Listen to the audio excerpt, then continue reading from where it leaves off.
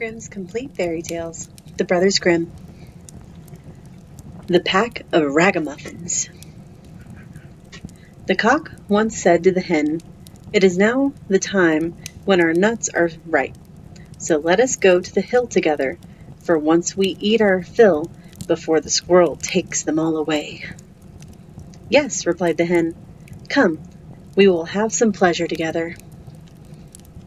Then they went away to the hill, and because it was a bright day, they stayed till evening. Now, I do not know whether it was that they had eaten till they were too fat, or whether they had become proud, but they would not go home on foot. And the cock had to build a little carriage of nutshells. When it was ready, the little hen seated herself in it and said to the cock, "You can just harness yourself to it." "Huh, I like that," said the cock. "I would rather go home on foot than let myself be harnessed to it. No, that is not our bargain. I do not mind being coachman and sitting on the box, but I will not drag it myself." As they were thus disputing, a duck quacked at them. "You thieving folks, who told you to go to my nut hill? Well, you shall suffer for it," and ran with open beak at the cock. But the cock also was not idle, and fell boldly on the duck, and at last wounded her so with his spurs that she begged for mercy, and willingly let herself be harnessed to the carriage as punishment. The little cock now seated himself on the box and was coachman, and thereupon they went off in a gallop, with "Duck, go as fast as you can." When they had driven a part of the way, they met two foot passengers, a pin and a needle. They cried, "Stop, stop," and said that it would soon be as dark as pitch.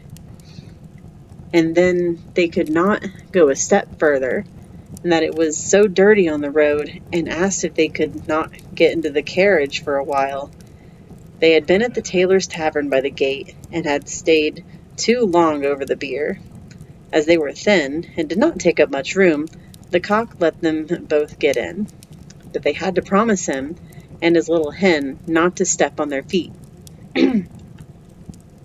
Late in the evening they came to an inn, and as they did not like to go further by night, and as the duck also was not strong on her feet, and fell from one side to the other, they went in.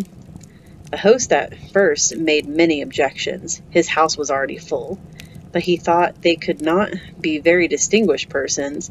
But at last, as they made pleasant speeches, and told him that he should have the egg which the little hen has laid on the way, and should likewise keep the duck, which laid one every day, he at length said that they might stay the night.